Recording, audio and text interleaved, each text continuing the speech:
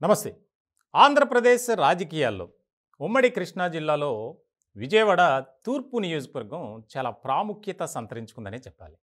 ఇట్లాంటి సందర్భంలో ఇప్పుడు అక్కడ వైఎస్ఆర్సీపీ, తెలుగుదేశం పార్టీ మధ్య తీవ్రమైనటువంటి పోరు ఉంది అని కొంతమంది భావిస్తున్నారు. మరికొంతమంది అయితే ముఖ్యంగా రాజకీయ విశ్లేషకులు కానీ, అక్కడ స్థానిక ఓటర్లు వార్ వన్ సైడ్ హ్యాట్రిక్ సాధించబోతున్నారు తెలుగుదేశం పార్టీ అభ్యర్థి గద్దె రామ్మోహన్ అనేది ఎక్కువగా వినిపిస్తుంది.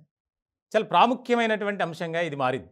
ఈ నియోజకవర్గంలో ఇప్పటివరకు 12 సార్లు ఎన్నికలు జరగగా తెలుగుదేశం పార్టీ 3 సార్లు, కాంగ్రెస్ 7 సార్లు, ప్రజారాజ్యం 1, బీజేపీ 1 సారి గెలిచింది.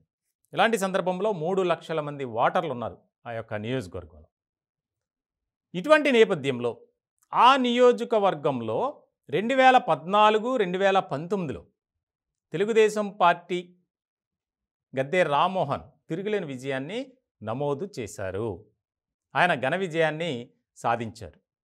ఇలాంటి సందర్భంలో 2014లో వైఎస్ఆర్సీపీ అభ్యర్థి వేరు, 2019లో వేరు, ఇప్పుడు మళ్ళీ మారారు. వాస్తవంగా చూడాలంటే కనుక 2014లో వంగవీటి రాధాకృష్ణపై 15,503 ఓట్ల తేడాతో గెలుపొందారు. మెజార్టీ ఎంత వచ్చింది. 2019లో బొప్పన భవకుమార్ ఆయనపై 15,164 ఓట్ల మెజార్టీ. ఇక్కడ 2 పర్యాయాలు కూడా 15,000 మార్జిన్ అనేది దాటింది.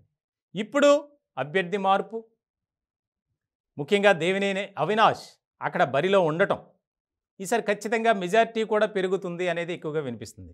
దానికి ప్రధానమైనటువంటి కారణం ఏంటంటే గద్దె రామ్మోహన్ ఒక క్రమశిక్షణ కలిగినటువంటి రాజకీయ నాయకుడు.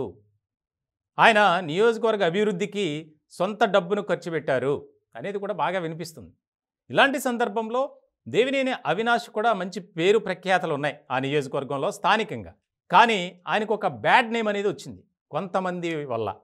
అదేంటంటే ఆయన వెనుకున్నటువంటి యూత్ ఎవరైతే ఉన్నారో, అలాగే వైఎస్ఆర్సీపీలో అక్కడ స్థానికంగా ఉన్నటువంటి నాయకులు, ఆయన సన్నిహితులు, శ్రేయోభిలాషులు అనేక రకాల సెటిల్మెంట్లు, వివాదాలు, గొడవలు, ఏదన్నా తేడా వస్తే కొట్లాట్లకు వెళ్ళటం, ఇవన్నీ చేశారు. చాలామందిపై అనేక రకాలుగా కేసులు ఉన్నాయి. ప్రతి చిన్న సెటిల్మెంట్ కూడా ఆ యొక్క నివాసంలో జరుగుతుంది, దేవినేని అవినాష్ గ్రౌండ్లో అనేది బలంగా ఒక ముద్ర పడిపోయింది. ఇలాంటి సందర్భంలో ఆయన విజయం అంతంత మాత్రమే. ఎందుకనంటే గద్దె రామ్మోహన్తో పోలిస్తే దేవినేని అవినాష్ వెనుకున్నటువంటి ఆ యొక్క ఫాలోయింగ్ అంత పనిచేయదు. ఎందుకంటే నియోజకవర్గ అభివృద్ధికి ఆయన ఎంతగానో పాటుపడ్డారు. ఒకవేళ దేవినేని అవినాష్ని గెలిపిస్తే అక్కడ ఇంకా అరాచకాలు, అకృత్యాలు పెరిగిపోతాయి అనేది కూడా అక్కడ స్థానికంగా ఓటర్లు చర్చించుకునేటువంటి అంశం ఇది. ఎందుకనంటే అక్కడ ఉన్నటువంటి రాజకీయ పరిస్థితులు కానీ, మారుతున్నటువంటి సమీకరణాలు కానీ, వీటన్నిటినీ బేరీజ్ వేసుకొని చెప్పాలి. అక్కడ స్థానికంగా జరిగినటువంటి సర్వేల్లో కూడా గద్దె రామ్మోహన్కి ఈసారి 30,000కు పైగా మెజార్టీ వస్తుంది. 2014, 2019లో 15,000 క్రాస్ అయింది మెజార్టీ.